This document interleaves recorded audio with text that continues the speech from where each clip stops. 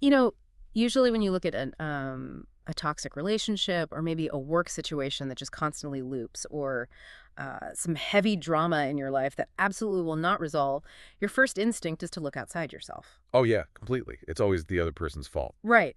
You look at the other person, you analyze the economy, or, you just blame your own bad luck. But what if the heavy, stuck situations in your life right now are actually like a direct physical mirror of the unprocessed food and stagnant emotions just sitting in your gut? It is a really radical proposition, isn't it? I mean, we are incredibly accustomed to compartmentalizing our reality into very neat, very separate There's categories. totally like little boxes. Exactly.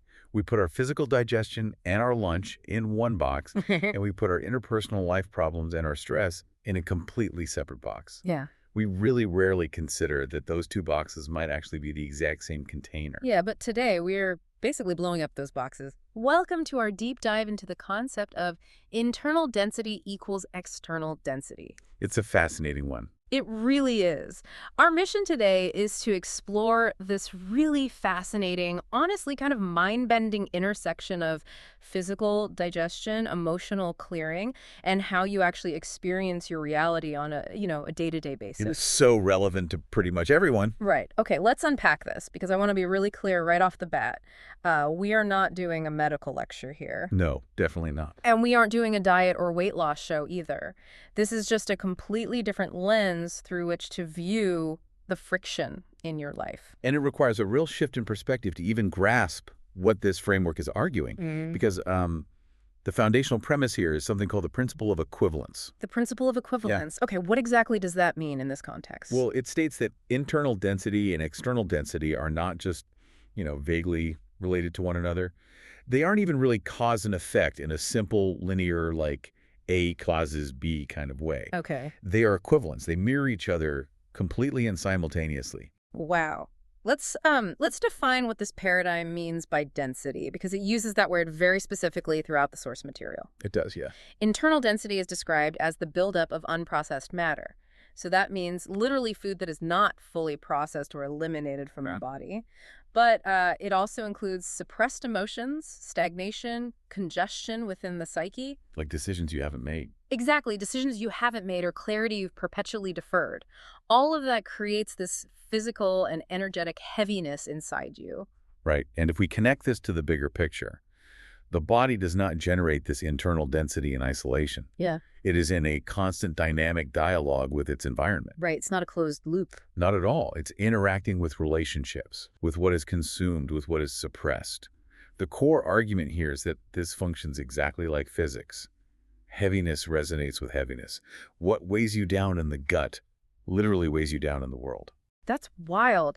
We hear phrases like resonating with heaviness a lot in like wellness spaces, but how does that actually work mechanically? I'm trying to visualize this. Yeah, it can sound a bit abstract. It can. Like if my internal field, my body and my psyche is clogged up with this density, with deferred decisions and unprocessed matter, how does that actually translate to the world around me? Think about acoustic resonance. Okay. If you strike a tuning fork that is calibrated to a very low, heavy frequency, Mm-hmm. and you bring it near other objects, it literally forces the air molecules around it to vibrate at that exact same sluggish, heavy pace. Oh, wow. So it changes the environment. It creates a localized environment of heaviness, exactly. Mm-hmm. And your biological and psychological state operates similarly. Your nervous system, your heart rate variability, your microexpressions, your posture. Right. All those tiny unconscious signals. Yes, all of these are broadcasting your internal state.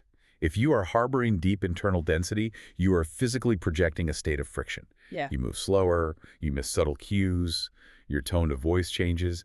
And people pick up on that. They do. You inadvertently solicit heavy, complicated interactions from the people around you because that is the frequency of the environment you are generating. It's like, think of your body as a magnet. If your internal field is just clogged with all that unprocessed stuff, it basically generates a gravitational pull, right? That's a great way to put it. And that pull just attracts all the heavy, stuck circumstances from the outside world directly to you.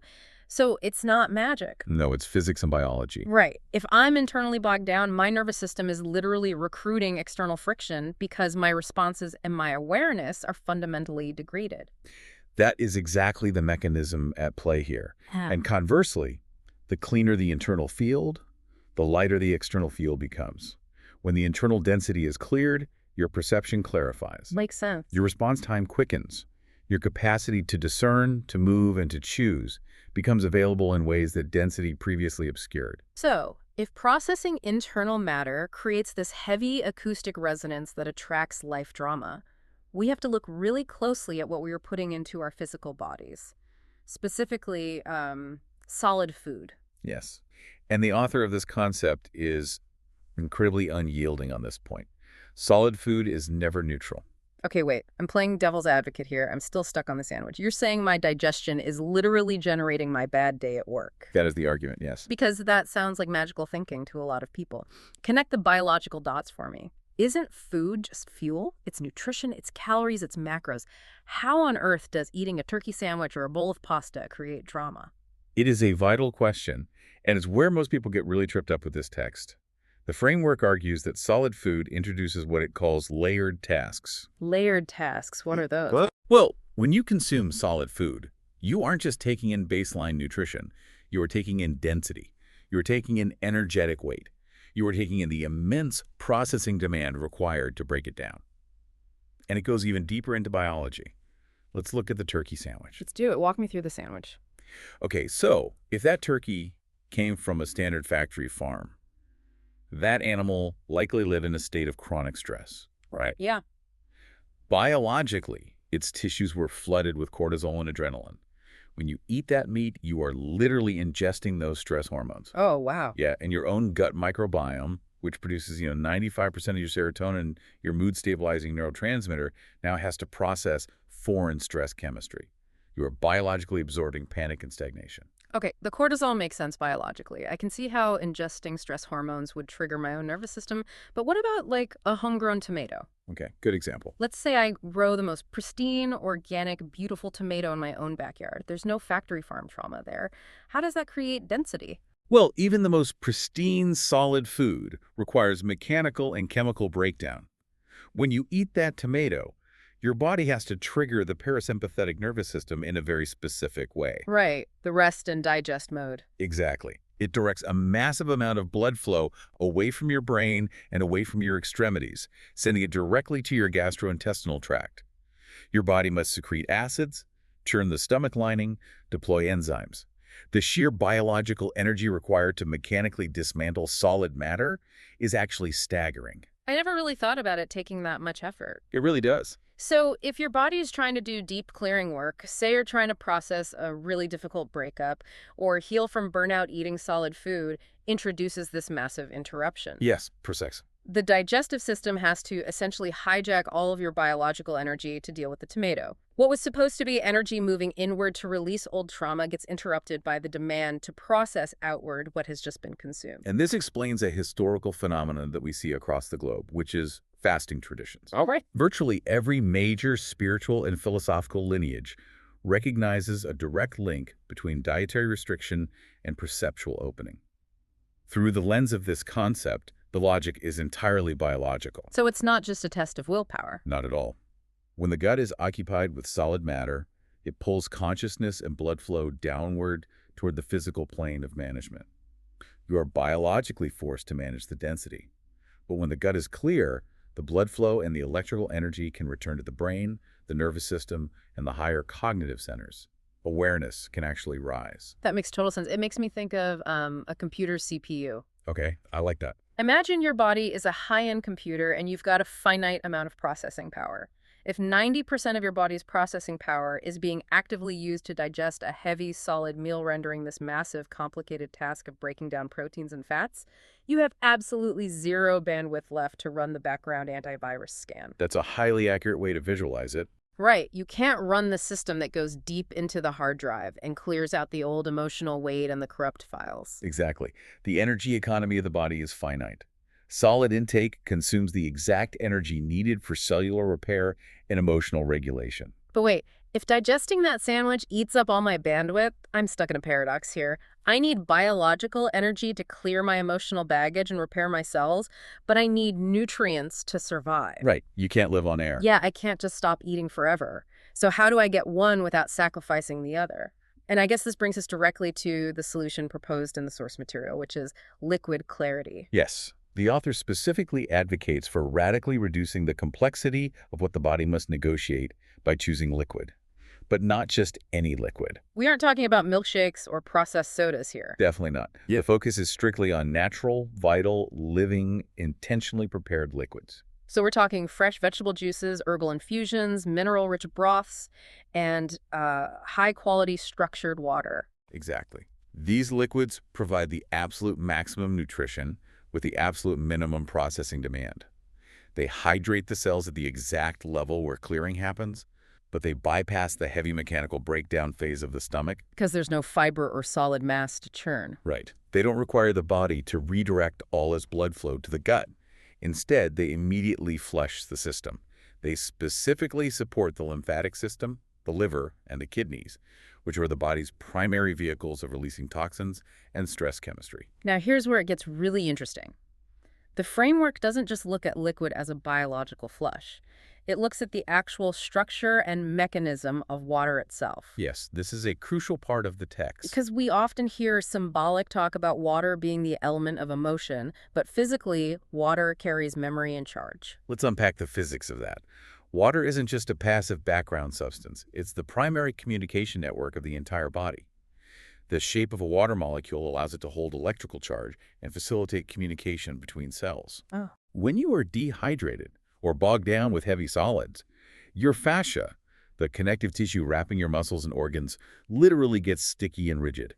Emotional trauma and chronic stress are often stored in these physical holding patterns, literally in the tension of the fascia. So by flooding the system with living liquids, you are changing the physical landscape of your body. Exactly. You are hydrating the tissues so they can literally glide again. You are physically releasing the holding patterns of trauma. You are dismantling stagnation.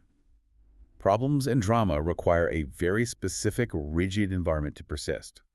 By choosing to consume primarily natural living liquids, you are creating an internal environment of constant movement. And where there is movement, there is clearing. Because the body finally has the surplus energy. Right. The CPU isn't bogged down anymore. It can transmute what has been stored for a really long time. That is just incredible. And the source material specifically mentions using this newfound energy to clear old cellular memory, and this phrase I just can't stop thinking about, old vibrational contracts. Yes, that's a powerful term. It is, but if we strip away the esoteric jargon, what does a vibrational contract actually mean in reality? Think of a vibrational contract as a neural pathway that is addicted to a specific cocktail of stress hormones. Oh, okay. Subconscious trauma bonds are a perfect example. If you grew up in a chaotic household, your brain wired itself to associate love with unpredictability and high cortisol levels. You literally formed a biological contract with chaos. Wow, that's heavy. It is. And to break that contract, to rewire your brain so that you no longer seek out toxic, chaotic partners, takes an immense amount of biological and psychological energy. Liquid clarity gives your body that surplus energy by drastically reducing your daily management load. That makes so much sense, but this raises a really important question about the external world. If my internal environment begins to clear and move and I'm breaking these old neural pathways, what exactly happens to the external drama we talked about at the beginning? The world responds. But does the toxic boss just vanish? Does the terrible neighbor suddenly pack up and move away? The framework provides a very grounded answer to this. It insists that external difficulty is not random. When your internal environment is actively moving and clearing, the external environment simply loses its grip on you. I like to think of this in terms of aerodynamics. Oh, I like where this is going. Imagine you are driving a giant, boxy, square-shaped delivery truck down the highway. You are going to catch every single bit of wind resistance. Oh, definitely. The wind is going to violently shake the truck, slow you down, and make the ride incredibly loud and turbulent. That boxy truck is your internal density. But if you are driving a sleek, perfectly aerodynamic sports car that's liquid clarity, the wind resistance doesn't just cease to exist. The wind is still blowing. Right, the problems are still out there. Exactly. But because of your shape, because of your fluidity, the wind just slips right over you. You slice through it without friction. That is a phenomenal way to understand it. The drama is the wind resistance. Drama needs a rigid, heavy surface to crash into and sustain its own reality. When your host's body is light, moving, and aerodynamic, The drama literally cannot find the same grip.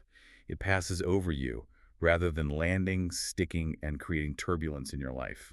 But I have to ask, because if you're listening to this and dealing with a really painful, maybe abusive relationship right now, or a terrible financial situation that feels totally out of your control, you might be thinking, wait, is this my fault? Is this framework saying I attracted this abuse because I ate too much solid food and have internal density? That is such a critical point, and the source material explicitly rejects that conclusion. This is absolutely not about generating guilt, victim blaming, or self-shame. To read it that way is to completely misunderstand the principle entirely. So how should we interpret the drama showing up then, if it isn't a punishment? It is information. It is neutral, navigational information. Think of it like a dashboard indicator light in your car. If the check engine light comes on, you don't sit there berating yourself thinking you are a morally flawed person who deserves a broken engine. No, you just take it to the mechanic. Exactly. You simply look at it as a signal that a specific system needs attention.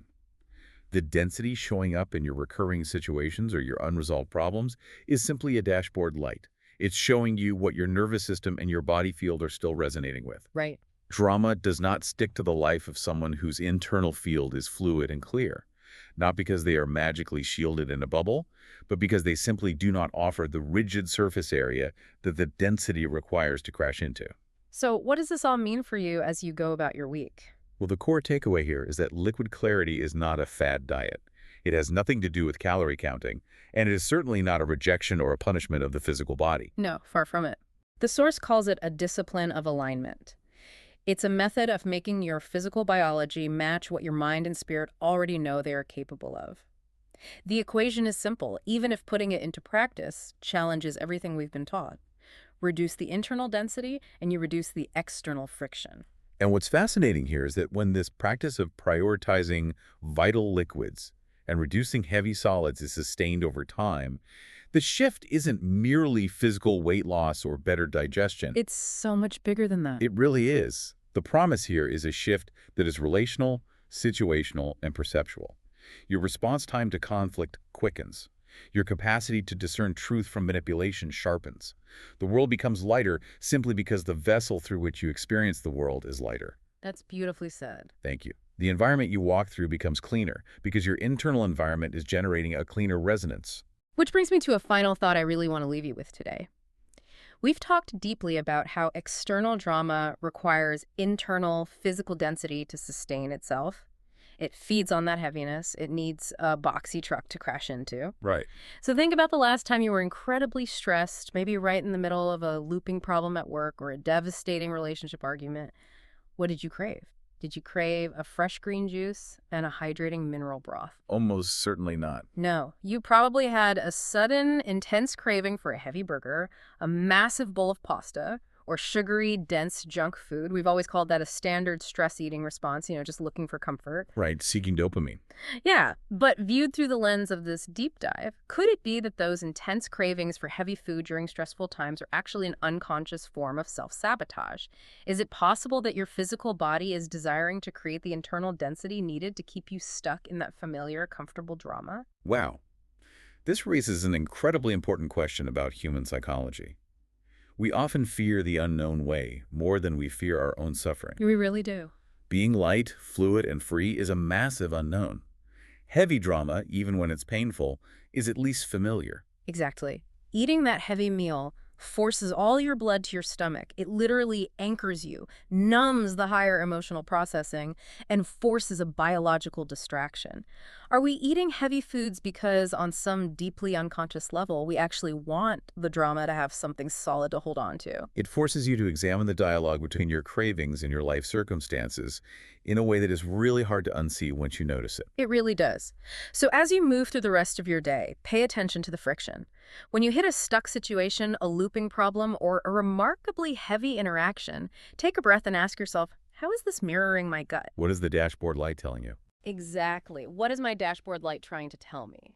Because the next time you feel weighed down by the world, the solution might not be to fight the world. It might just be to clear the internal field, hydrate the system, become aerodynamic, and let the drama pass right on through.